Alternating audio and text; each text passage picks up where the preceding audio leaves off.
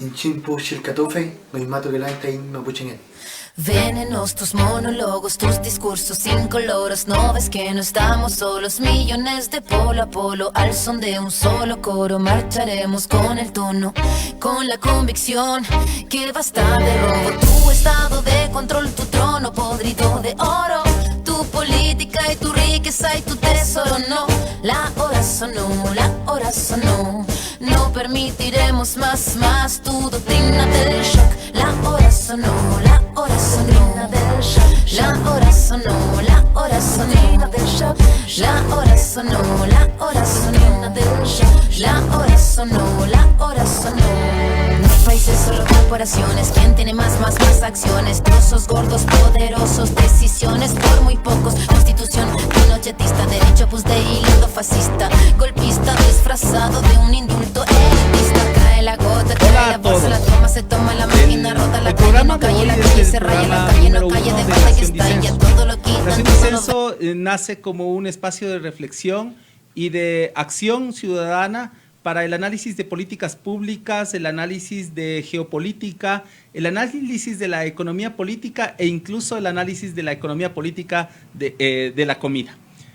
Vamos a tener diversos segmentos de análisis tecnológico, el análisis de las innovaciones sociales más relevantes en América Latina y vamos a tratar de trascender a la coyuntura desde varios puntos de vista de la diversidad, de la pluralidad, de la cotidianidad, de nuestras imaginaciones, de nuestra creatividad y por supuesto de nuestra humanidad. Con todo el cariño, con toda la apertura del mundo para abrazarles a todos y cada uno de ustedes y decirles, aquí estamos para hacer escuchar nuestra voz. ¿Por qué Nación Disenso? Porque el disenso es la condición mínima en una sociedad que se precia de ser democrática y que vive en paz. Tener paz y no conflicto y aceptar el disenso significa tener una nación plural, independientemente del régimen que hayamos escogido como organización social. El disenso nos permite entablar una relación de sujetos históricos, de sujetos políticos, de sujetos en el amplio sentido de la palabra para podernos ver, escuchar y reconocer como otros. El primer segmento de nuestro programa va a tener como la primera invitada a Gabriela Rivadeneira. Gabriela Rivadeneira es una compañera del progresismo latinoamericano, ex asambleísta por la Revolución Ciudadana, ex también gobernadora de la provincia de Imbabura y una joven muy, ¿cómo decirlo? Activista política desde las minorías y desde la diversidad. En este momento vamos a entrar con todo lo que significa estar en vivo, vamos a entrar en una pequeña canción que les hemos preparado previo al inicio de nuestro primer segmento de entrevistas que es con Gabriela Rivadeneira. Adelante, por favor, con la canción. Sí.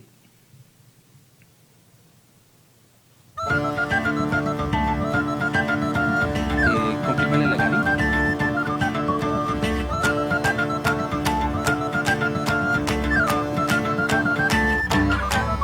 Nacimos para aguantar lo que el cuerpo sostiene. Aguantamos lo que vino y aguantamos lo que viene. Aguantamos aunque tengamos los segundos contados. Nuestro cuerpo aguanta hasta 15 minutos ahorcado. Aguantamos latigazos que nos corten los dos brazos. Fracturas en cualquier hueso, 3 semanas como un yeso. Aguantamos todo el tiempo las ganas de ir al baño para ver el cometa Halley. Hay que aguantar 70 años. Aguantamos la escuela, la facultad, el instituto. A la hora de cenar nos aguantamos los erutos. El pueblo de Burundi sigue aguantando la hambruna. Aguantamos 3 días para llegar a la luna. Aguantamos el frío del Ártico, el calor del trópico. Aguantamos con anticuerpos los virus microscópicos. Aguantamos las tormentas, huracanes, el mal clima. Aguantamos Nagasaki, aguantamos Hiroshima. Aunque no queramos, aguantamos nuevas leyes. Aguantamos hoy por hoy que todavía existan reyes. Castigamos al humilde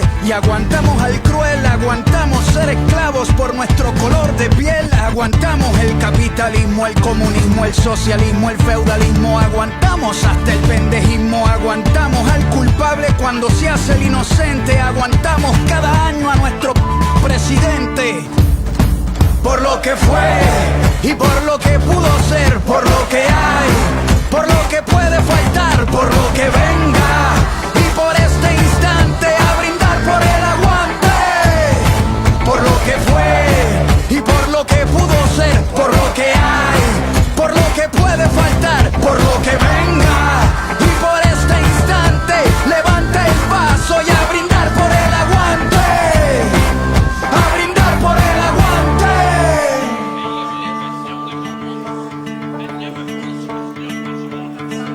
Aguantamos cualquier tipo de dolor aunque nos duela. Aguantamos Pinochet, aguantamos a Videla, Franco, Mao, Ríos Montt, Mugabe, Hitler, Idi Amin, Stalin, Bush, Truman, Ariel Sharon y Hussein. Aguantamos más de 20 campos de concentración. Cuando nadas bajo el agua aguantas la respiración para construir una pared. Aguantamos los ladrillos, el que no fuma se aguanta el olor a cigarrillo. Aguantamos que Monsanto infecte nuestra comida. Aguantamos el agente naranja. Hola Gaby, ¿cómo estás? A la distancia, Cuando un gran navegamos, abrazo aguantamos y el mare. bienvenidos a este primer programa de Nación Disenso. Cuéntanos, ¿cómo estás de salud y cómo está tu familia en esta pandemia que nos ha tocado a todos y cada uno de los pueblos del mundo?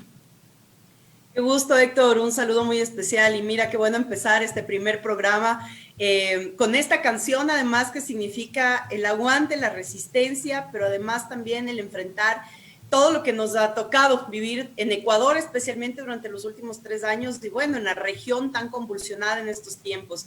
Pero por acá bien, hijos, reorganizándonos en la vida, sabes que siempre dejar atrás la familia, el entorno, la militancia, todo, pucha, siempre cuesta y duele, pero ahora ventajosamente las herramientas tecnológicas nos han permitido estar cerca también de todo ese entorno al que extrañamos tanto y que nos da tanta nostalgia. Pero bien, por acá reorganizándonos, con mis hijos bien, en clases virtuales, trabajo virtual, bueno, ahora la moda y el mundo virtual.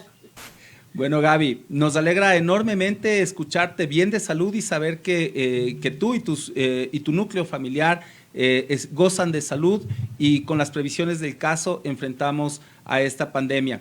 Gaby, para entrar en materia, cuando te hacía la invitación a este primer programa de Nación Disenso, te decía que el objeto de este análisis no es puramente la coyuntura, es analizar el momento que vive América Latina desde la pandemia y hacia futuro. Vemos con mucha preocupación cómo en lugar de sensibilizarnos, en vez de los gobiernos tomar una postura solidaria respecto de las políticas públicas, respecto de lo que significa la planificación hacia una sociedad más complementaria con los valores humanos, encontramos más bien un endurecimiento de estas políticas de ajuste estructural. ¿Cómo ves en general América Latina en este contexto de COVID-19 y las políticas de ajuste estructural que están dominando la zona, nuestra región y lamentablemente han ocasionado una serie de efectos en la calidad de vida de la gente? Héctor, sin duda alguna, lo que estamos viviendo en tema de profundización del sistema neoliberal con todo el reajuste aplicado por los gobiernos de turno es la práctica que resulta también de una disputa geopolítica. Y no podemos nosotros obviar este tema de la discusión porque obviamente todo lo que se estaba haciendo en contra de la mayoría de los pueblos y apretando tanto la parte económica de las mayorías es justamente para reacomodar esos grupos de interés que siempre estuvieron gobernando y que en la primera década del siglo XXI se vieron afectados en sus intereses por la política de redistribución. Entonces, cuando nosotros estamos hablando realmente de los rezagos que tenemos en este momento, es en base a esa recomposición conservadora y neoliberal que ha pasado en nuestro continente y con la profundización además de una política fascista que llega desde el gobierno de Donald Trump, que pasa por el gobierno de Jair Bolsonaro, Cuando Bolsonaro gana en Brasil, realmente la preocupación que teníamos quienes estamos articulados de una u otra manera a la política regional y al tema de defensa de los derechos humanos era que justamente Bolsonaro llegaba con un discurso sumamente fascista que divide a la sociedad y polariza brutalmente, incluso clasista, xenofóbico, homofóbico, es decir, realmente una descomposición de la sociedad y de la humanidad tal como la veníamos reconstruyendo en esa primera década del progresismo.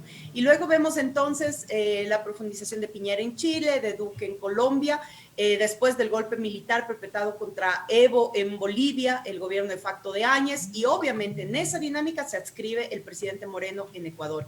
De tal manera que con todas estas cargas de la política del terror, que ya se empezó, o digamos, se profundizó en octubre del 2019, es decir, hace un año justamente, empezó a profundizarse esta política de terror en todos los países de la región.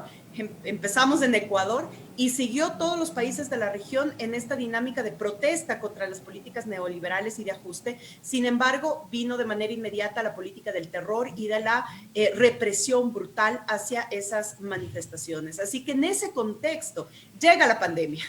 Y la pandemia para mí lo que hace es justamente poner una mordaza. Le hemos denominado a este momento como el momento de la mordaza sanitaria.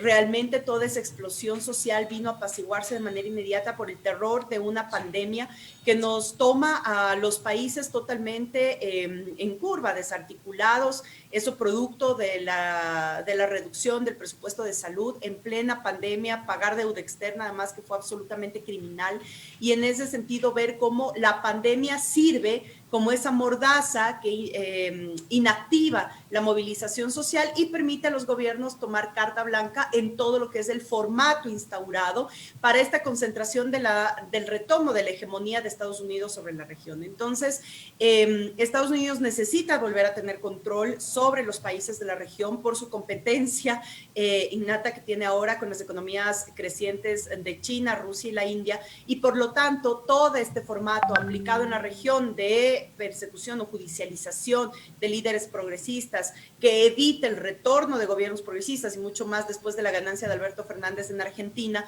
donde ese dichoso llamado fin de ciclo progresista que nos pusieron el sector conservador de la región, se rompió prácticamente con la ganancia de Alberto Fernández en Argentina. Entonces eso les lleva también a profundizar la política de persecución y de judicialización para poder consagrar nuevamente esta hegemonía regional.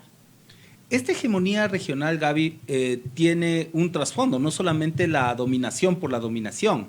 Entendemos que hay recursos naturales, recursos estratégicos que están detrás de los intereses concretos de parte de ciertas facciones, de grupos de interés dentro de los Estados Unidos y del gran capital transnacional.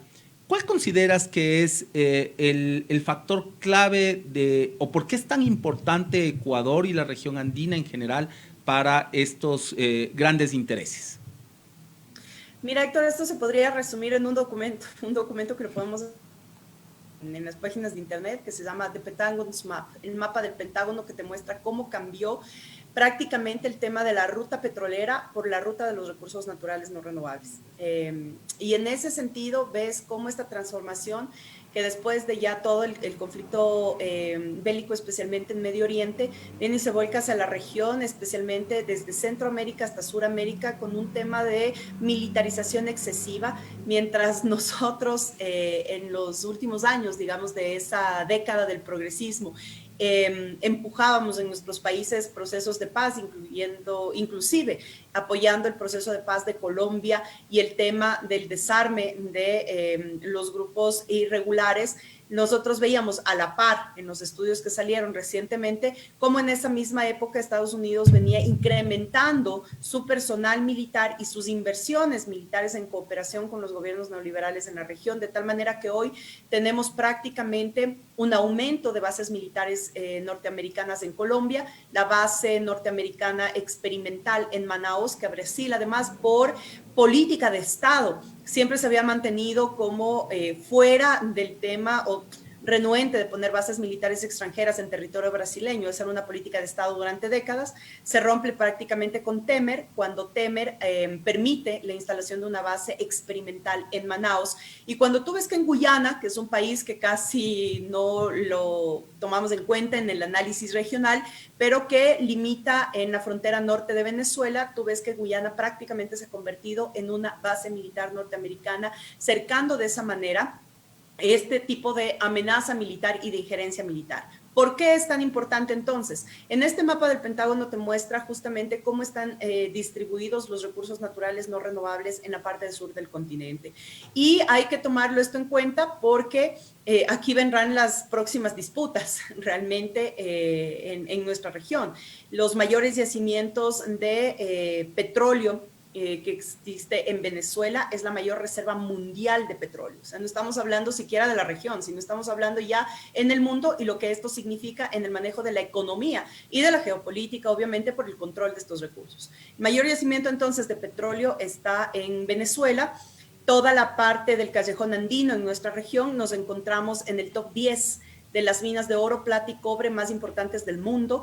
La mayor mina de litio descubierta en Bolivia, año y medio antes de que Evo Morales termine su periodo de mandato para el que se lanzó justamente a la reelección. ¿Por qué? Porque Evo Morales y Álvaro García Linera promovían que el litio que tenían en Bolivia sea justamente tratado e industrializado en Bolivia para poder justamente entrar a ese mundo de la ciencia y la tecnología. Sin embargo, quienes ahora quienes secuestraron a Bolivia ahora, lo que plan es justamente la exportación del litio como material bruto para que potencias, en este caso, que han desarrollado mayor ciencia y tecnología la puedan utilizar. Perdón, Gaby, y hay que ponerle nombre y apellido a aquello, ¿no? Entonces, como vemos, el tema de la importancia económica que toma América del Sur se vuelve fundamental justamente para el hegemón. Por eso es que nosotros decíamos, no es gratuito que después de implementar políticas de soberanía nacional en muchos de nuestros territorios, además políticas de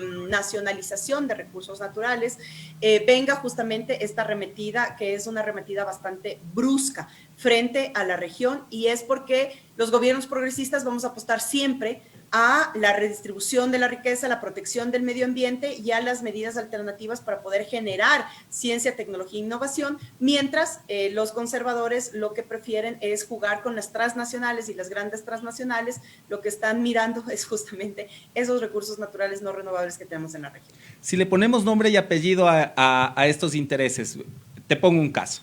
El litio en Bolivia y el interés particular de la empresa Tesla por hacerse de esos recursos ya se vuelve hasta descarado.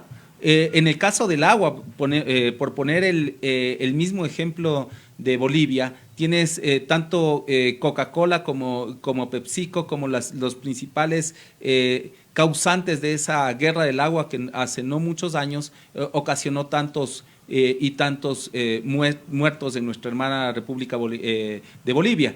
Pero si le ponemos nombre y apellido en el caso ecuatoriano, ¿cuáles son esas empresas que marcan el ritmo de la política, si tú quieres, desde un punto de vista externo, no únicamente poniéndole el brazo armado del Pentágono, sino también el nombre y apellido de esas transnacionales que presionan, y como diría una corriente marxista, utilizando al Estado como esa herramienta de la burguesía institucionalizada para generar dominación?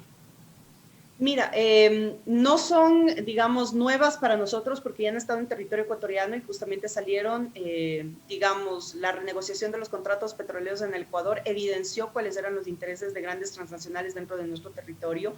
En ese sentido, el fallo internacional a favor de Chevron Texaco es una muestra absolutamente clara del retorno y del interés del retorno de las grandes transnacionales petroleras en territorio ecuatoriano, así también como no se deslinda de los territorios de América del Sur en el tema del petróleo.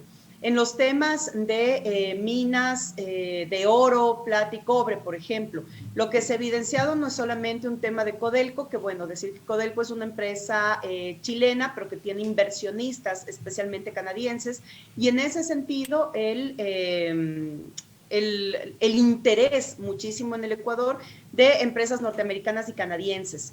Aquí te voy a poner un factor también extra que no es menor, que tiene que ver mucho con esos intereses económicos, digamos, no a gran escala, pero sí nacientes, que es justamente que se descubrió que en el Ecuador la parte de territorio tropical y subtropical en el Ecuador es totalmente óptimo para la siembra del cáñamo. Y yo soy una de las promotoras justamente del tema de la legalización de la marihuana para fines médicos y terapéuticos.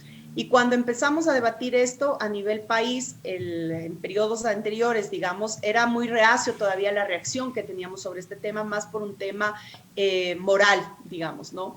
Pero ahora, sorprendentemente, el propio ministro de Producción del gobierno de Lenín Moreno dice que el gobierno está analizando fuertemente, menos mal ya falta pocos meses, fuertemente el tema de empezar con las autorizaciones de siembra de cáñamo, pero nada más y nada menos de la mano con empresas canadienses. Y en ese sentido, también en el Pleno de la Asamblea Nacional, uno de los últimos plenos de los que participé hace un año en el marco del debate del Código de Salud, fue justamente escuchar y recibir y ver que Litardo permitió que en el Pleno de la Asamblea quien sea uno de los exponentes sea el gerente de una empresa canadiense en el tema de la defensa de la siembra del cáñamo.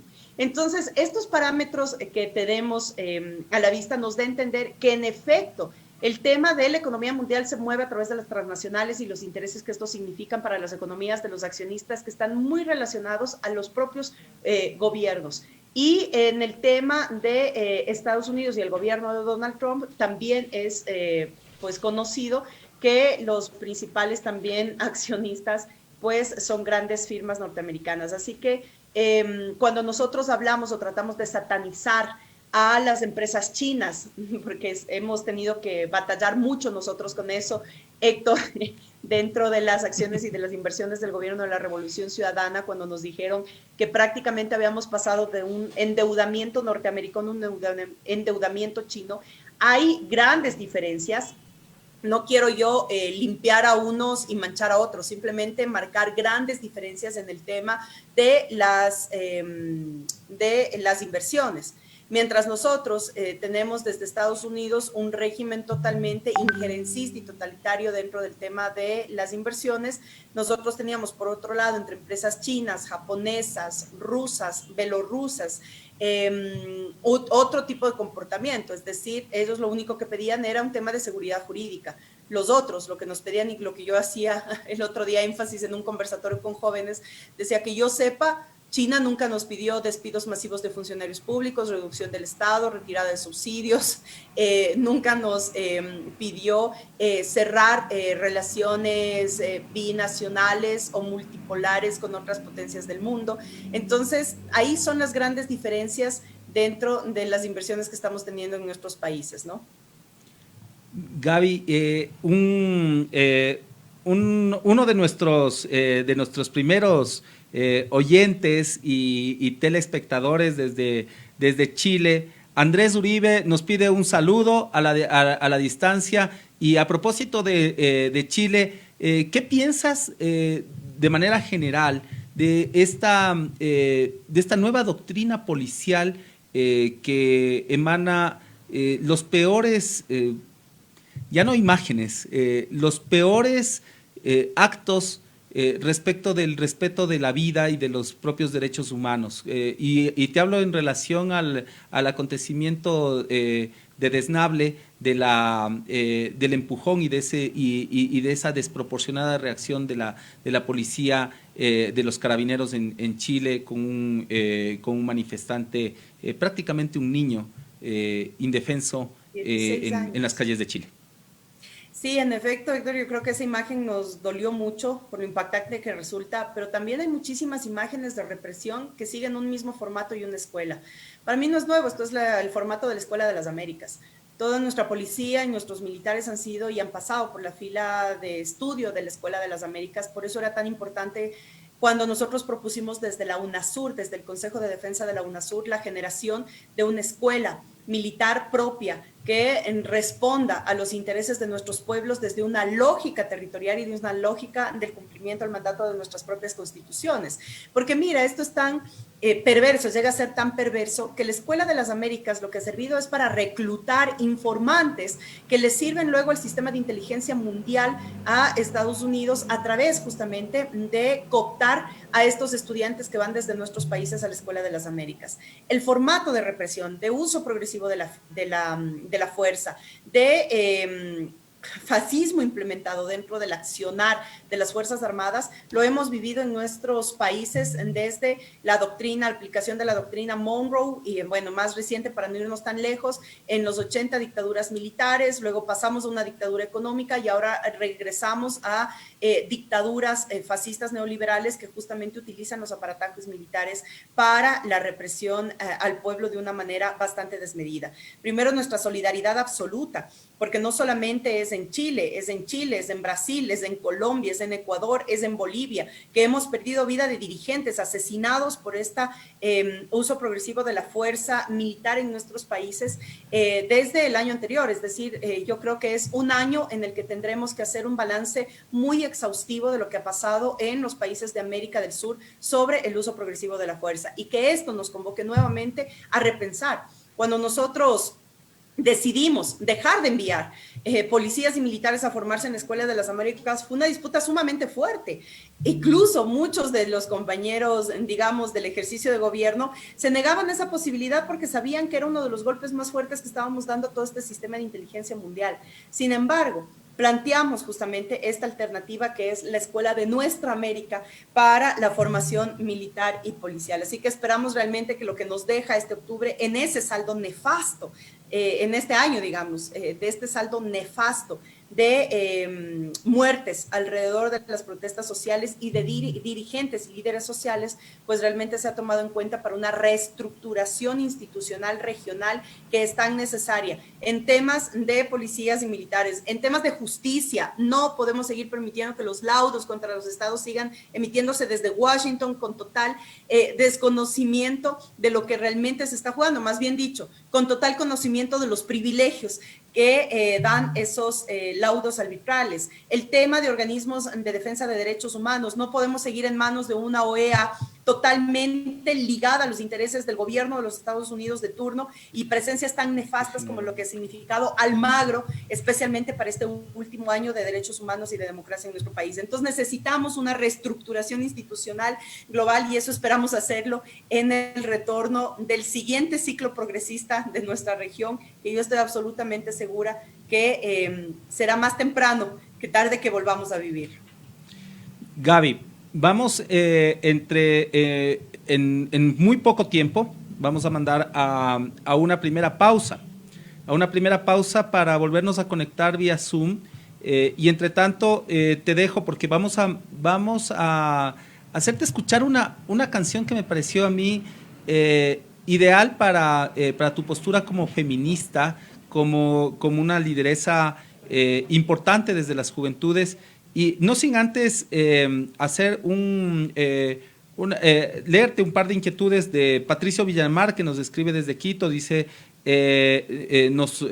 concuerda, ¿no? Dice: litio en Bolivia, petróleo en Venezuela y el recurso hídrico en toda la región son los recursos de litigio y dominación para las principales economías, grandes empresas en el mundo. ¿Qué hacer? Luego, Mateo Tacipanta y Milton Tacipanta, a quien le mandamos un gran saludo, dice saludos desde Conocoto, buena mar para Nación Disenso, un gran saludo para Gaby a la distancia. Nuevamente, Patricio Villamar nos dice: ¿cuál es el papel de los actuales líderes políticos y las lideresas políticas para la defensa de la soberanía en la región? Renato Sánchez, saludos Gaby. ¿Cómo piensas que debemos afrontar el sentido político de este nuevo octubre? Y un líder también estudiantil, un querido compañero de lucha, Ricardo Mancero. Genial, Gaby, un saludo a la distancia. Vamos con la canción y nos volvemos a conectar luego de este tema de Anato Jokes para ti, Gaby. Un abrazo. Gracias.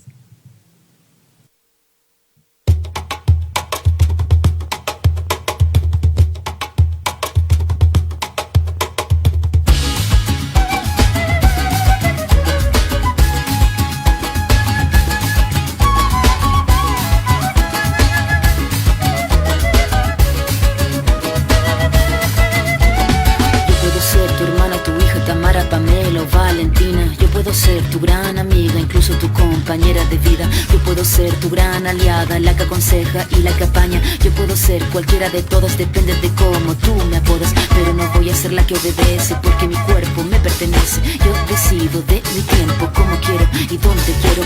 Independiente yo nací, independiente decidí. Yo no camino detrás de ti, yo camino de la par aquí. Tú no me vas a humillar, tú no me vas a gritar, tú no me vas a someter, tú no me vas a golpear, tú no me vas a denigrar, tú no me vas a obligar, tú no me vas a silenciar, tú no me vas a callar. No sumisa ni obediente, mujer fuerte, insurgente, independiente y valiente, romper la cadena de lo indiferente. No pasiva ni oprimida, mujer linda que das vida, emancipada en autonomía, antipatriarca y alegría.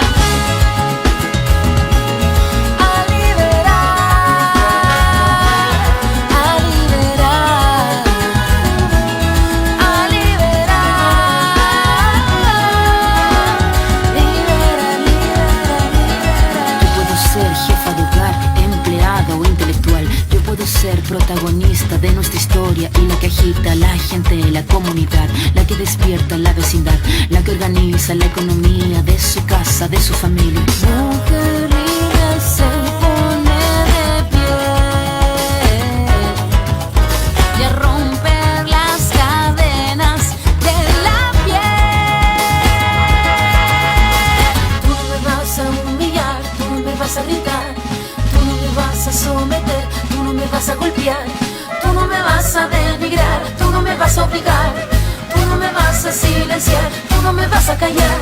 No sumisa ni obediente, mujer fuerte, insurgente, independiente y valiente, romper la cadena de lo indiferente. No pasiva ni oprimida, mujer linda que das vida, emancipada en autonomía, antipatriarca y alegría.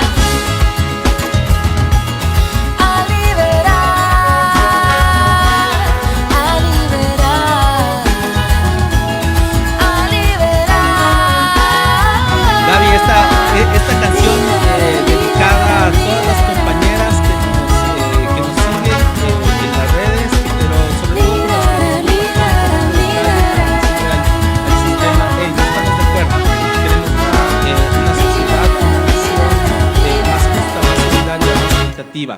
Desde las luchas feministas, ¿qué hacer con esa dominación geopolítica que está en curso y esa maquinaria tanto armada como económicamente dotada de todos los instrumentos para imponer una hegemonía como la mencionabas en ese momento? Mira, me parece que ahora la ola feminista desatada en América del Sur nos permite poner realmente un debate potente sobre el tema del feminismo. Porque, digamos, o sea, el feminismo desde sus orígenes, en 1900, cuando se empezó a instituir... Parece que tenemos un pequeño problema de audio, Gaby. Te pido nuevamente... Hola. En este momento, tu respuesta, Ya, por favor. Gracias. Decía que justamente la ola feminista desatada en los últimos tiempos en América del Sur permite justamente poner en debate el tema del feminismo como tal y recordar el origen del feminismo. ¿Y por qué lo hago esto? Porque muchas veces tendemos a caer en el snob o en la moda, que esto significa ciertas tendencias políticas regionales. Pero desde 1900 que empezó prácticamente a plantearse el tema del feminismo como teoría y como movimiento social, se plantea como una ruptura contra el sistema en el sentido de generar mayores y mejores oportunidades para las mujeres dentro de la sociedad, es decir, la equidad. Y esa equidad social representada también en el tema económico, en el tema laboral, en el tema productivo, en el tema social, cultural, es decir, con una ruptura realmente antipatriarcal. Ese es el feminismo y por eso me gusta mucho esa canción de Anna T. Jokes. Me parece que ese es el fondo al que debemos llegar. Si bien es cierto en los últimos tiempos el aborto ha tomado una preponderancia dentro de la lucha feminista, como yo digo, el aborto es una parte de esa lucha feminista, pero no podemos nosotros prescindir de hablar y de explorar justamente un feminismo real, un feminismo político, procesos de feminismo anclados a la despatriarcalización de nuestros sistemas, que van mucho más allá de un tema puntual, que es importante, por supuesto, y que esperamos dar todos pasos importantes en lograr el tema de la despenalización. Sin embargo, el tema de cuando nosotros ya nos ponemos a ver indicadores de desarrollo y vemos cuál es la población que más golpeada resulta de la profundización del sistema neoliberal, pues son las mujeres. Si es que estamos hablando de pobreza, la mayor cantidad de pobres son mujeres, y esas mujeres que están en la pobreza tendrán que morir en la miseria porque no cuentan con un sistema de seguridad social, porque no cuentan con un ingreso digno, porque están expensas además de un sistema absolutamente atentatorio y violatorio desde el tema físico, sexual, obstétrico, simbólico, económico. Es decir, es un sistema que tiene que ser topado desde ese cambio estructural del modelo económico. Cuando nosotros logremos ver entonces que el feminismo y la importancia de la presencia del feminismo como teoría política va a romper esa estructura general del Estado, entonces cambia la relación y podemos tener realmente una militancia feminista totalmente consciente de lo que estamos hablando desde una lucha de clases, porque tampoco podemos prescindir de ese debate en estos momentos. Y a mí lo que me da mucho temor entonces de este momento y del tema de la moda, o de tomar solamente el tema del feminismo como un snob sin conocerlo, o sin tratarlo, o sin formarnos en el feminismo, es que también la derecha siempre se mimetiza. El capitalismo es sumamente hábil como sistema, y quienes operan el capitalismo saben que tienen que irse mimetizando según las circunstancias de la sociedad. ¿Y a qué me refiero con esto? Que ahora también entonces mujeres que militan en el sector de la derecha dicen ser feministas y han declarado el feminismo liberal. Y el feminismo liberal, a mí lo que me preocupa es que justamente te inhibe de estos debates profundos y te enmarca en unos debates más superficiales, porque la alternativa, la opción o la realidad es erosionar desde el interés, desde el interior de las propias organizaciones sociales. Lo hicieron con el sector indígena después de la caída del muro de Berlín, en el gran encuentro mundial de las culturas que fue en Barcelona, donde prácticamente ahí fue la cooptación de dirigentes indígenas de esa época para formarlos dentro de esta lógica de el segmento social de pueblos y nacionalidades totalmente aislado de un análisis económico, productivo y de la propia forma estructural.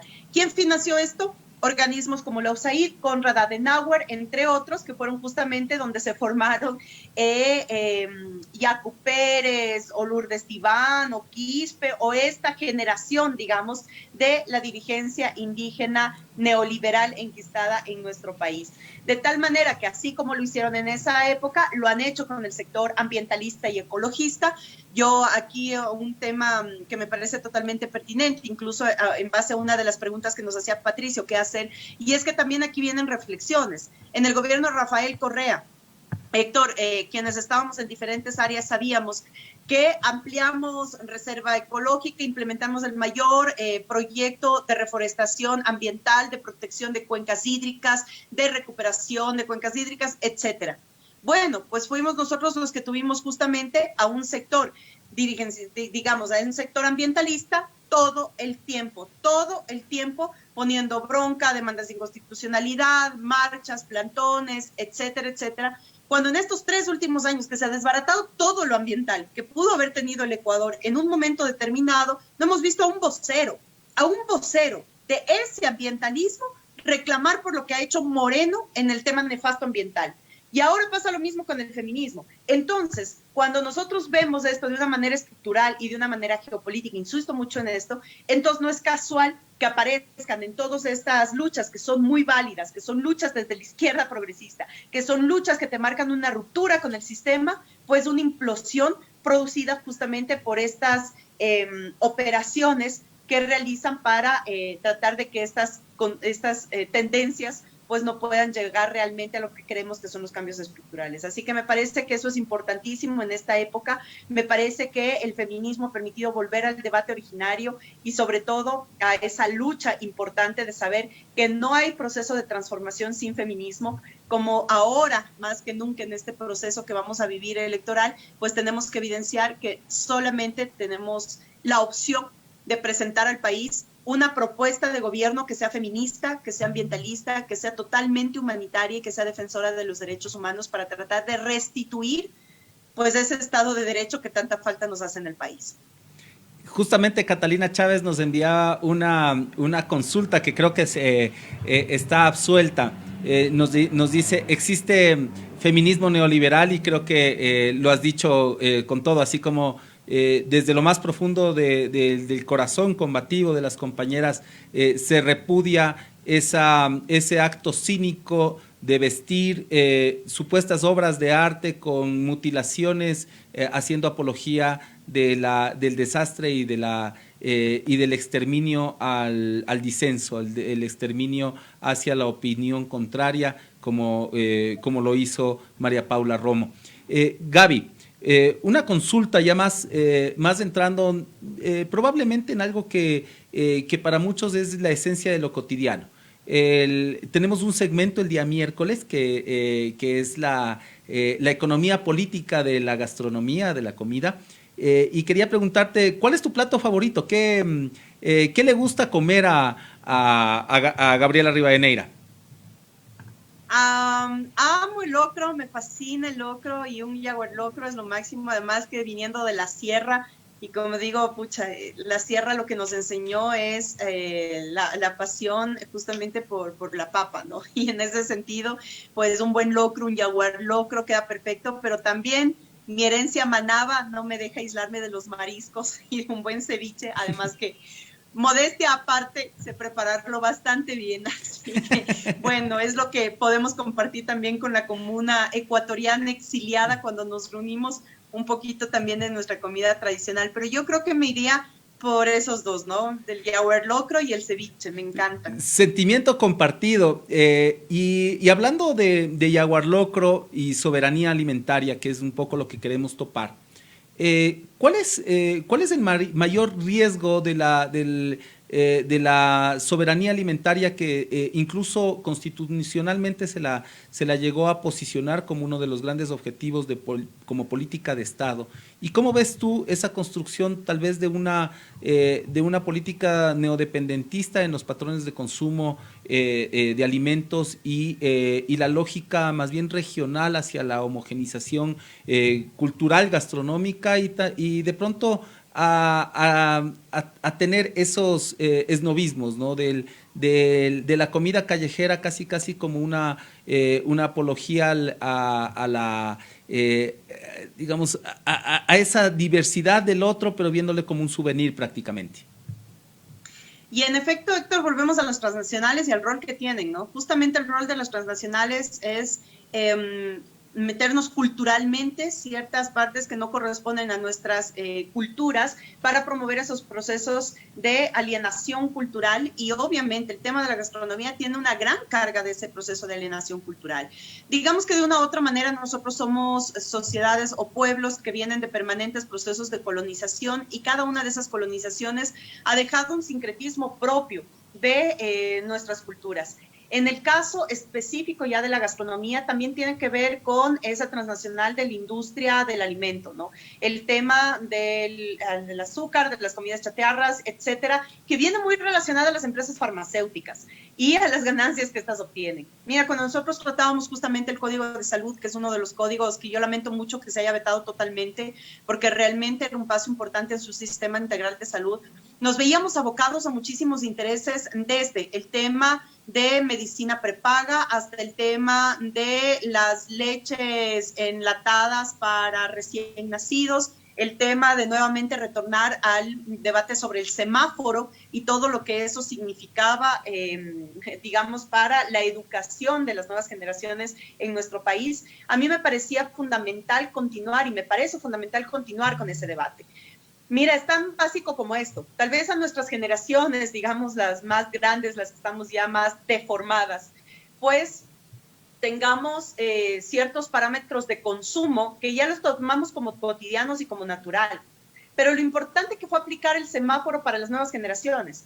Yo voy mucho con mi hijo de 10 años a hacer compras, y cuando iba con mi hijo de 10 años a hacer compras y yo iba cogiendo las cosas que cotidianamente coges en el mercado, mi hijo decía, mami, no, esto no. Y yo, ¿pero por qué? Porque mira, esto tiene el semáforo rojo, esto no nos hace mal a la salud. Y uno se queda así como, vaina. Sí, pues es que lo cotidiano que está tan metido en nuestro sistema alimenticio, cultural, el marketing, las propagandas, los medios de comunicación, etcétera, hacen que justamente cotidianices hábitos de consumo que van totalmente contrarios a la posibilidad de tener un buen sistema de salud.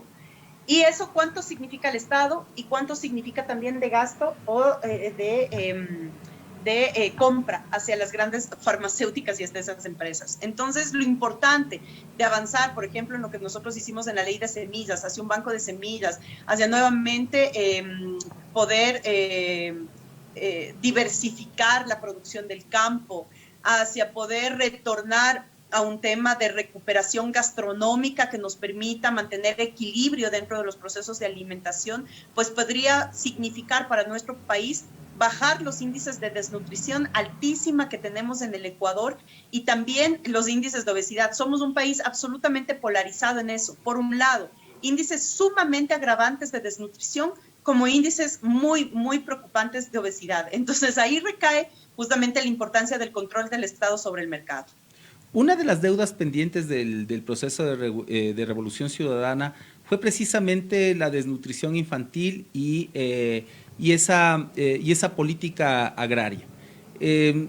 Sabemos y somos parte de un proceso político, y esto quiero ser muy enfático. Nación Disenso no es un espacio neutro, es un espacio absolutamente definido desde su perspectiva progresista, que intenta compartir su opinión y la opinión de nuestros invitados desde un punto de vista crítico. Y en ese sentido, Gaby, ¿qué esperar de la propuesta política en términos de tanto de desnutrición infantil como desde el punto de vista de la política pública que queremos consolidar hacia futuro de soberanía alimentaria, la política del agro? Sí, espérate, me voy a cambiar, permíteme un ratito de lugar. Esto de las clases virtuales me complican en el espacio de casa. Me parece que en ese sentido también, mira, nosotros hicimos muchos esfuerzos desde el gobierno y yo comparto lo tuyo, es momento también de contraponer la lógica discursiva o de debate que nos ponen los grandes medios de comunicación, y por eso felicito también esta iniciativa, Héctor, a ti, a Guacho y a todos los que han decidido pues retornar con el tema de la comida online. Y me parece que ahí nosotros hicimos grandes esfuerzos, sin embargo no todos son suficientes por la gran cantidad de intereses que tienes, y son intereses económicos. O sea, no es fácil en un país donde tú evidencias que el poder, el verdadero poder, lo tienen en efecto las élites económicas, los medios de comunicación corporativistas, las grandes transnacionales, además la industria, la empresa nacional, digamos, pero muy ligada a los mecanismos de importación y de exportación, lo cual te contrae lo que trae consigo es un sistema económico totalmente dependiente, no solamente hacia afuera, sino también hacia adentro. Y cuando tú implementas políticas de ruptura, y cuando dices, bueno, entonces vamos a romper con estas cosas porque creemos en una sociedad, en otra sociedad, en que otra sociedad sí es posible, entonces te encuentras con todos estos intereses que van de una u otra manera obstaculizando y deteniendo el quehacer o la toma de decisiones. Yo te digo, en cuanto a la propia asamblea, tal vez del Ejecutivo, te enfrentes tú a otro tipo de realidades en la toma de decisiones que puede hacerte más fácil una toma de decisión porque no dependes de la conciliación política. En la Asamblea Nacional, para avanzar con un solo proyecto de ley, tenías que llegar al consenso con sectores que no les interesaba, o sea, que simplemente no les interesaba lo que tú planteabas. Mira, yo recuerdo, hablando del tema del semáforo, yo recuerdo de un asambleísta, que no voy a decir su nombre por respeto, pero en pleno debate del tema del semáforo se paró a decir que qué nos importa a nosotros regular cómo se alimenta la gente, que si la gente quería desayunar y comer todos los días fritada, entonces que lo haga. Entonces yo decía, pero Dios mío, sí, chévere, o sea, la fritada es un plato típico, etcétera, pero la cantidad de grasa que eso tiene, y poníamos un debate y decía, es que ustedes no son capaces y el Estado no puede regular cómo se alimenta cada persona, y en efecto, el Estado no puede regularte tu vida cotidiana, pero el Estado tiene la obligación de educarte, de darte herramientas para la educación, de darte herramientas para la comparación, de darte herramientas para la formación ciudadana y de saber que si a ti te da diabetes, pues eso significa una inversión del Estado por sobre tu persona que deja de invertir en otra persona que tenga también una enfermedad grave. Entonces, hay mucho de cambio de matriz cultural. Yo siempre debatía esto mucho a la interna. Yo creí creo y seguiré creyendo que mientras impulsábamos el cambio de la matriz productiva como política de Estado, con la misma fuerza y a la par debíamos haber implementado un cambio de la matriz cultural. Bueno, son de las deudas y de los pendientes que tenemos para el siguiente periodo de la Revolución Ciudadana. Justamente en ese sentido, Gaby, cuando somos autocríticos de los procesos, muchas veces nos tildan de disociadores, de traidores a ciertos procesos, pero creo que la democracia interna de la revolución ciudadana necesita precisamente esa condición de autocrítica y autoevaluación permanente. Si yo le pregunto a Gabriela Rivadeneira hoy en México, siendo parte todavía de las clases online de sus hijos y demás, con todo lo recorrido, ¿en qué fallamos? ¿En qué fallamos como Revolución Ciudadana? Mira, yo creo que uno de los puntos los puse, ¿no? O sea, yo creo que no tomamos mucho en cuenta el acompañamiento, ese cambio de la matriz cultural, es decir, el acompañamiento en el tema del sentir ciudadano de la gente hacia la política de Estado. Podríamos ir a cosas mucho más puntuales, pero yo te pongo como un gran paraguas de lo que debe significar realmente ir hacia una construcción de poder popular, hacia una construcción de un poder social que te permita realmente dar sostenimiento a los procesos de transformación. Y es que la gente no va a sostener algo que no lo siente, la gente no va a sostener algo que no comprende cómo es que se genera. Y nosotros generamos además una clase media o el fortalecimiento de una clase media, que es una clase media no consolidada, no solamente en el Ecuador, sino en países de la región. En esto el argentino Juan Pablo Feynman tiene mucha didáctica, mucha digamos, teoría y didáctica comprendida en el tema del sector de la clase media. Porque la clase media, si tú no acompañas la salida de la pobreza hacia la clase media con un tema de concientización, entonces tienes una clase media que sigue creyendo que la superación es por parte de una superación individual y particular, cuando sí, por supuesto, tiene que haber también una superación individual o particular, pero si esta no es acompañada por políticas de Estado, prácticamente no puedes, no lo logras, porque estamos en sociedades tan desiguales, con tantas brechas, con tantas faltantes, con tantas barreras al acceso de derechos y servicios, que tú te pones a pensar que si no es por un Estado que puede garantizarte que tu superación internacional, tu superación personal rinda frutos en el tema de mejoramiento de la calidad de vida, entonces no va. Y ahora lo que tenemos es esto. La clase media en América Latina se convirtió en los primeros detractores de los procesos progresistas que habían permitido a su vez la propia superación y mejoramiento de calidad de vida. Entonces yo creo que ahí tiene mucho que ver esto que pongo como paraguas, el tema realmente del cambio de la matriz cultural dentro de esa comprensión de la formulación y de pasar de una democracia representativa a una democracia participativa, que en teoría lo hicimos. La Constitución lo establece, el Consejo de Participación Ciudadana lo establece, o sea, el papel aguantó ese paso o esa idea de paso hacia la democracia participativa, pero faltó muchísimo implementación. Entonces, bueno, yo más que crítica, y aquí comparto también con Óscar Parrilli, que es ahora actual senador, pero que es director del Instituto Patria en Argentina, cuando nos visitó en Ecuador, cuando recién empezaba toda esta lógica de ruptura, de separación, de retrocesos en el Ecuador, nos oía a todos, claro, darnos latigazos, ¿no? Y nos dábamos latigazos y decíamos, ¿pero por qué esto? ¿Pero por qué el otro? Y él también tenía algo que tenía mucha razón.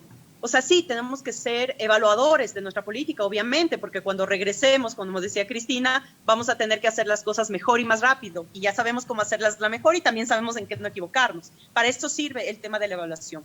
Pero también creo que debemos ser mucho más propositivos cuando miramos a nuestros propios procesos, con todas las fallas que pudimos tener.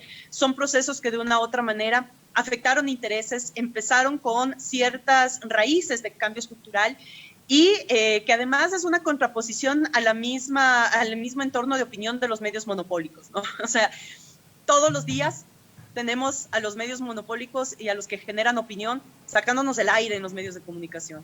Y yo creo que, si bien es cierto, nosotros tenemos que ser evaluatorios de nuestro accionar, también tenemos que ser la contraparte de ese framing comunicativo y framing mediático que nos ponen los medios de comunicación. Y yo creo que es momento también de contraponer todo lo que hicimos y todo lo que podemos seguir haciendo. Yo creo y soy muy optimista en eso. Yo creo que ya los golpes que hemos tenido estos 3 años, y te lo digo desde la primera línea de la Revolución Ciudadana, yo fui secretaria de Alianza País cuando la perdimos, cuando nos la robaron, pues, sufrí el bloqueo electoral, sufrí la persecución, ahora estoy exiliada, no pongo el caso el mío como el exclusivo, creo que somos muchos compañeros que estamos en esta misma situación, y por eso mismo creo que ahora somos nosotros los que tenemos que llenar de muchísimo optimismo esto, porque sabemos que tenemos que triunfar, que tenemos que ganar, y este no es un triunfo particular, ni personal, ni del correísmo, es un triunfo realmente de amplios sectores sociales, progresistas, que tenemos que mirar hacia adelante en la recomposición de una fuerza progresista regional, y para eso el Ecuador es fundamental. Así que, bueno, creo que ahora esa es la tarea, y creo que este espacio también, en la importancia que tiene este espacio, es hablar de eso, de lo estructural, más allá de la coyuntura, que ya la escuchamos en muchos espacios y que también tiene que ser parte obligatoria de nuestros análisis, pues de lo estructural. No olvidarnos para qué estamos aquí, no olvidarnos para qué nos organizamos, no olvidarnos para qué queremos ser gobierno. No queremos ser gobierno simplemente por cuotas de poder, queremos ser gobierno porque tenemos claritos los cambios estructurales que tenemos que hacerlos, con la dificultad que esto significa y con el tiempo que eso significa, pero por eso, nuevamente, Héctor, te felicito por este espacio, porque realmente creo que hay que seguir debatiendo sobre lo estructural, no olvidarnos de eso. Justo sobre lo estructural, Zeida Yanela Ceballos, de Manabí, compañera de la Revolución Ciudadana, que hoy vive en Barcelona, que tuvo que huir del desastre económico que significa ser parte del 1.200.000 ecuatorianos en edad de trabajar sin empleo, sin posibilidades de trabajo, que en su momento aplicó a créditos de banca pública, pero que ha sido desplazada precisamente por la falta de oportunidades al verdadero emprendimiento. Nos manda ese saludo y nos dice: Zeida, les felicito por la iniciativa, saludos desde Barcelona. ¿Qué les dices, Gaby, a los migrantes? Ay, ahora como una migrante más, diferente condición, pero una migrante más, ahora solamente uno poniéndose o viviéndola, sabe exactamente cuál es la vida de los migrantes. Uno trató siempre de ponerse en los zapatos del migrante, y creo que hubo mucha política pública, primero para visualizar la importancia de la población migrante para la economía de nuestro país, pero ahora más que nunca también una importancia simbólica, una importancia además de mucha ética. Ahora como migrante, yo lo que les puedo decir es que nos solidarizamos con todas las familias que han sido divididas, rotas por una migración obligada, porque hay otros que deciden migrar por diferentes razones, por razones laborales, razones de estudios, etcétera, pero la mayoría de nuestra migración ecuatoriana es una migración obligada, y en ninguna parte del mundo deberíamos permitir nosotros que eso sea tomado como una naturalidad. Yo creo profundamente en lo que planteamos dentro de nuestra Constitución, a la movilidad humana como un derecho universal. Creo que esa tiene que seguir siendo nuestra lucha, y creo que dentro de nuestro plan de gobierno tiene que haber un acápite muy claro en el tema de retornar a las políticas de los migrantes, ¿no? A la política retorno, además, de nuestros migrantes. El Ecuador necesita todo ese talento que está saliendo del país por las mismas condiciones a las que ha abocado el gobierno neoliberal de Moreno. Ahora necesitamos recuperar justamente un Estado que promueva nuevamente el retorno de esas personas que son valiosísimas y que las vamos a necesitar en el Ecuador para restituir todo lo que ha sido fraccionado y roto. Así que me abrazo solidario a todas esas familias, a la mía misma, y bueno, parte de la resistencia. Yo siempre decía que nosotros vivimos en una resistencia permanente, porque sí, porque aún siendo gobierno seguimos resistiendo a las élites económicas, y ahora sin ser gobierno resistimos nuevamente a los poderes fácticos y a toda esta nueva dinámica. Pero esta resistencia también nos lleva al accionar. Y yo creo que el accionar que hemos demostrado durante los últimos tiempos en el Ecuador y en diferentes países de América Latina nos hace ver que el pueblo está vivo, y que hay un pueblo deseoso realmente de seguir viviendo lo que empezó a vivir, de que nuestras hijas y nuestros hijos puedan ir a la escuela, de que tengamos un hospital a donde podamos acudir, o que simplemente podamos conocer nuestra propia patria por tener nuevas condiciones para visitarnos, para hacer turismo interno. Es decir, ay, Dios mío, hay tantas cosas por recuperar que nos llegan de esperanza, de ilusión, de motivación, pero obviamente lo primero es lo primero, y hay que recuperar el modelo económico. Recuperando el modelo económico y teniendo una estabilidad jurídica de Estado y un modelo económico más claro, pues podemos implementar nuevamente políticas de todo tipo que nos permitan volver a soñar en ese país para todos. y todas. Gaby, una penúltima pregunta. Nos escribe el compañero Peñarreta y nos consulta, nos dice, bueno, la contraposición de ideas es importante. ¿Cuál es el espacio de disenso orgánico que debería abrirse en las filas de Revolución Ciudadana para poder militar activamente? Nos habla alguien desde afuera, ¿no? No, y genial, porque además te digo que ese ha sido un cuestionamiento que nos hacemos muchos. Mire, quienes empezamos militando, y yo soy militante mucho antes de la Revolución Ciudadana, yo milito desde mis 13 años, pasé por Pachacutic, por un movimiento local que se llamaba Minga antes de llegar a Alianza País, y en ese sentido sabemos que la militancia en la organización política es compleja, primero porque en Ecuador no tenemos una cultura política, es decir, muy pocos ciudadanos, y eso lo vemos en las encuestas actuales, muy pocos ciudadanos se identifican con una postura política, muchos ciudadanos se consideran apolíticos cuando esa es una terminología muy mal impuesta porque ya esa misma forma de definirse como apolíticos es tener una postura política y es ser contrarios a la política tradicional. En ese marco somos una sociedad que no se involucra mucho en la organización. ¿Qué es lo que pasa entonces cuando llega una organización hegemónica? Porque obviamente hay organizaciones políticas hegemónicas, nosotros hemos pasado por décadas con una hegemonía de los socialcristianos, pasamos a la hegemonía de Alianza País en la Revolución Ciudadana, y en estos últimos años, claro, hay una dispersión total de partidos, ¿y eso a qué te lleva? Que de una u otra manera te conviertas en partidos electorales.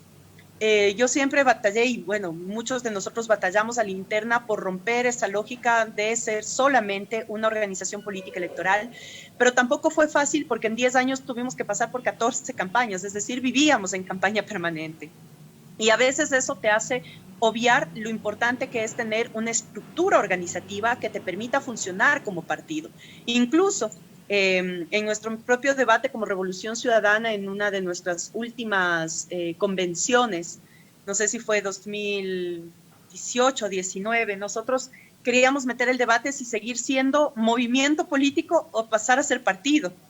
Yo soy partidaria del partido, no del partido ortodoxo, no del partido tradicional, pero sí de un partido que te permita en la dinámica de la nueva sociedad implementar también cierta organicidad, cierta disciplina, cierto compromiso con el partido, que no es lo mismo ser simpatizante a ser militante, y el militante tiene un reto y un rol histórico dentro de la formación de los partidos. Pero creo que todavía no estamos listos para un debate de este nivel. Yo creo que ahora tenemos además una prioridad inminente, que es la prioridad de ganar el próximo periodo electoral. Y en ese sentido, la ganancia del próximo periodo electoral, pues ya podremos ver el próximo año qué tipo de organización política queremos ser. Ahora no tenemos ninguna organización política, me refiero, estamos con organización política prestada, digamos, con un paraguas que nos han dado para participar en estas elecciones, y de pronto eso nos permita mayor libertad para pensar realmente qué organización y de qué tipo queremos ser dentro de la política ecuatoriana. Así que yo tengo mucha expectativa del próximo año, no solamente por el tema del triunfo electoral, sino porque nos permita eso, debatir en serio qué tipo de organización queremos ser y qué es lo que vamos a brindar para la gente que quiere entrar, que quiere conocer, que quiere militar, más allá de que el partido llegue a ser un espacio de cargos públicos, realmente que se convierta el partido en un espacio de formación política y ciudadana. Joana Morales nos llama desde Calderón, te extiende un caluroso saludo, Gaby. Joana nos pregunta, el día de ayer hizo un anuncio el presidente Moreno, no nos escapamos de la coyuntura, y esta última pregunta es súper coyuntural. El presidente Moreno hace un anuncio de un pacto con los multilaterales de crédito, obviamente con sus condicionalidades del caso, sobre más de 7,000 millones de dólares que ingresarían a la economía nacional. Estamos hablando con el decrecimiento, un valor cercano al 8% del Producto Interno Bruto, y que se inyectarían entre final de 2020 e inicios del 2021. Nos pregunta Joana, ¿es verdaderamente esta política de endeudamiento el inicio de la recuperación económica o el inicio de la reactivación? ¿Cómo podemos evaluar este anuncio del presidente de la República amenazado por un nuevo ciclo de movilización que no es únicamente en Ecuador, sino es al menos regional? Mira, el tema aquí no es blanco y negro. O sea, yo creo que la deuda no es mala por sí. Es decir, o sea, depende la deuda. La deuda depende de cuáles son las condiciones y para qué necesitas la deuda, ¿no? Entonces, yo creo que en ese parámetro, lo peor que podemos hacer con el gobierno del presidente Moreno es permitir mayor endeudamiento, porque ha demostrado en estos 3 años, aparte de cero planificación, cero inversión pública, que se ha endeudado. Además, porque en estos 3 años se ha endeudado la misma cantidad que nos endeudamos en el gobierno de Rafael Correa en 10 años. Pero la diferencia es que en 10 años nosotros vimos inversión. Y una de las partes de reactivación económica más importante que tuvimos como Estado fue justamente el tema de la inversión pública. Ahora, en estos 3 años, lo que hemos visto es un sobreendeudamiento que ya llega al 49% del Producto Interno Bruto en el Ecuador, lo cual ya contraviene la propia Constitución, pero además no hemos visto absolutamente nada de inversión. Hay cero inversión en el país. Entonces, ¿para qué quieren que entre ese capital al país? ¿Realmente quieren para seguir pagando tenedores de deuda? ¿Quieren para ponerse al día del pago de gasto corriente del aparataje estatal? ¿Para qué quieren ese endeudamiento? Entonces yo sí me sumo ahí al pedido que hizo nuestro compañero candidato a presidencial Andrés Arauz, en el sentido de que todos los organismos internacionales deberían estar conscientes que faltan muy pocos meses para que se acabe el gobierno de Moreno y que toda acción económica externa debería también ser consciente de lo que eso genera en las economías internas de nuestros países. Definitivamente, la lógica de Moreno puede venir acompañada además de un interés electoral de beneficiar a su cogobernante, que es el banquero Lazo, y en ese sentido se vuelve aún más peligroso porque se convertiría un dinero que puede ser invertido con planificación realmente a una reactivación económica nacional en un tema de populismo electoral, y eso yo creo que tenemos que también tener alerta sobre el caso. No podía dejar de preguntar esto. ¿Es acaso el préstamo de 6.500 millones de dólares de parte del FMI y los tramos complementarios del Banco Mundial y el Banco Interamericano de Desarrollo una balsa de salvamento tal vez operada por la embajada norteamericana para lo que resta del periodo de gobierno de Lenín Moreno, quien es el encargado de hacer el trabajo sucio de la privatización y del desmonte del estado de bienestar en Ecuador? Sí podría ser considerado como el regalito final, ¿no? Porque de ahí polla en un presidente que tiene menos del 7% de credibilidad y aceptación. Por más que ingrese todo el recurso del mundo, ese presidente no va a poder elevar su aceptación en 2-3 meses finales de gobierno, ¿no? O sea, eso es absolutamente claro, además porque ha demostrado la bajeza de su nivel personal, ¿no? La bajeza intelectual, la bajeza en ética, la bajeza en gobernanza. Entonces, como Boya, como sí, no sé si es que esa sea la imagen más oportuna, puede ser más bien como un regalo, sí, el regalo final a toda la obsecuencia que ha tenido con las políticas del gobierno del presidente Donald Trump en Estados Unidos. Decir por demás que todos los que han atentado a los derechos humanos en este tiempo, pues prácticamente están resguardados, ¿no? Y por eso es que actúan con con esa manta de impunidad, porque seguramente ese es parte del acuerdo también que tienen con el gobierno de los Estados Unidos. Pero ya en el tema de financiamiento, insisto, me parece que no es una boya, es un regalo final, si es que se llegara a dar. Esperemos que no, esperemos realmente llegar a tocar las fibras, aunque es muy difícil, esto es casi utópico, pero realmente tocar a llegar a las fibras sensibles de lo que esto significaría para la economía del país. A quien le toque, y Andrés Arauz, en el tema de llegar a la presidencia de la República, le toca muy duro, nos toca muy duro como proyecto político, y yo creo que ahí vamos a necesitar de muchísima sensatez y también de mucha colaboración internacional, ¿no? Desde el Grupo de Puebla hemos hecho la solicitud internacional, que luego la acogió incluso la Internacional Progresista, del tema de la renegociación y la condonación de deuda externa en estos momentos en nuestros países. Así que mal harían de seguir sobreendeudando en las mismas condiciones, bajo las mismas políticas y para hacer nada en nuestros países, cuando realmente ya hay un miramiento internacional sobre el tema de lo que significa la deuda externa, no a niveles menores, no estoy diciendo de un grupo político cualquiera, estoy hablando del grupo político que tiene 12 expresidentes del continente involucrados y realmente todo lo que, un exsecretario de la OEA, todo lo que eso significa en tema de política internacional. Justo para terminar, Gaby, ¿cuál es tu mensaje final a las personas que nos escuchan, no necesariamente los jóvenes, pero sí aquella persona que perdió su trabajo, así como Yanela, así como ese más de 1.200.000 ecuatorianos que perdieron su trabajo, más de 500.000 familias que están por debajo de la línea de pobreza, es decir, nuevos pobres en el Ecuador? ¿Qué mensaje les darías en esa perspectiva de decirles, mira, Nación Disenso, yo me opongo a esto? Mira, a mí me parece que el mensaje final de este programa, que me ha gustado mucho, además, quiero agradecerte por ello y agradecer a todos los que han seguido este programa, un gran abrazo. Decirles como mensaje final que lo que juegan es a desmotivarnos, hacernos creer que no hay alternativas, hacernos creer, así como nos lo hicieron en los 90, de que no hay otro camino que el que nos lo están señalando. Y la ventaja en esto es que nosotros demostramos que sí hay otro camino, que sí pudimos operar y trabajar sobre otro camino. Y estamos construyendo otro camino.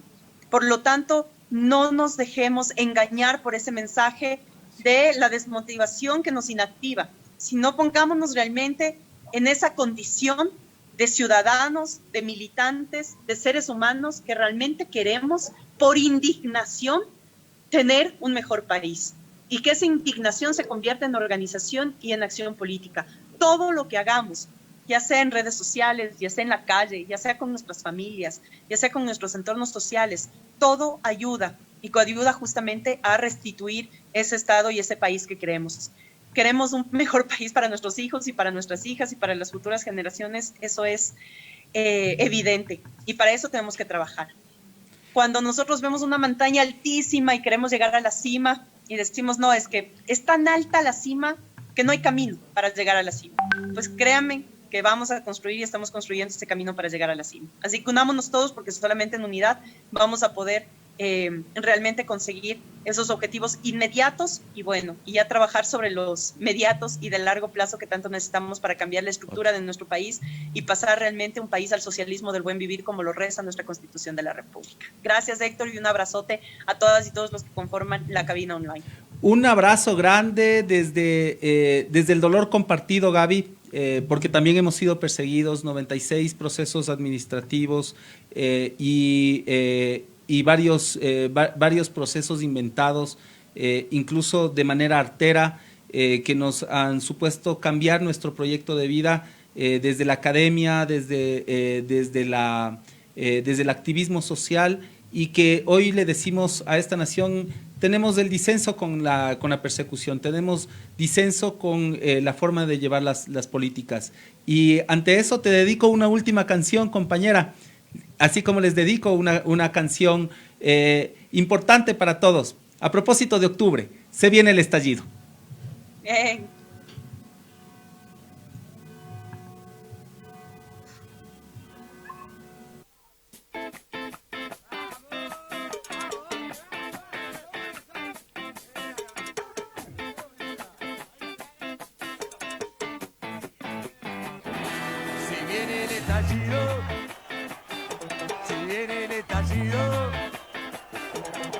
De mi guitarra, de tu gobierno también. Si viene el estallido, si viene el estallido, de mi guitarra, de tu gobierno también. Y si te viene alguna duda, ven y agárrala que está dura. Si esto no es una dictadura, ¿qué es? ¿Qué es? Se viene el estallido, se viene el estallido, de mi guitarra, de tu gobierno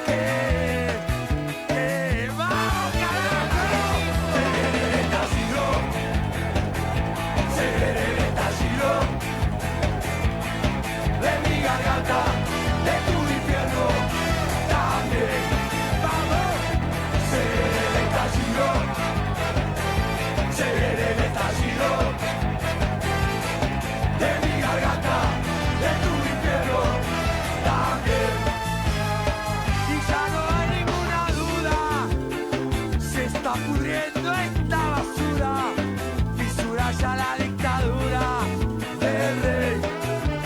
Volvió la mala, fue corta la primavera, cerdos miserables comiendo. Bueno, después de haber tierra. compartido este primer capítulo de Nación Disenso como este experimento social de contar con las opiniones, no únicamente sobre coyuntura, sino sobre los temas estructurales de nuestra sociedad latinoamericana, sobre nuestro Ecuador, quisiera cerrar el programa dándole una felicitación enorme a Jonathan Caicedo por haber ganado la tercera etapa del Giro de Italia, orgullo nacional. Vamos haciendo historia con esta generación de carchenses. Mi familia carchense, saludos a mis tíos, a mis tías, que todos nacieron en el Carchi y que llevamos todavía esa estirpe, no solamente de ciclistas, sino de guerreros nacionales, como el año pasado. El Carchi dio la pauta para una resistencia nacional que desembocó en una jornada histórica que hoy conmemoramos con mucho orgullo. Y también pedirles que aquellos que nos miran por redes sociales accedan a nuestra plataforma YouTube, le den clic en suscribirse y activar la campanita porque eso nos ayuda para hacer sustentable este proyecto no radiofónico, este proyecto multiplataforma, este proyecto de participación ciudadana y de reconversión social para hablar sobre los temas importantes de nuestra sociedad, hablar sobre los temas públicos, sobre el análisis de las políticas y también apelar al sentido humano de que es nuestro mayor objetivo, disentir con la voz hegemónica, disentir con los discursos prefabricados y mostrar una opción diferente de comunicación que es la cabina online. Un abrazo para todos y un saludo hasta siempre.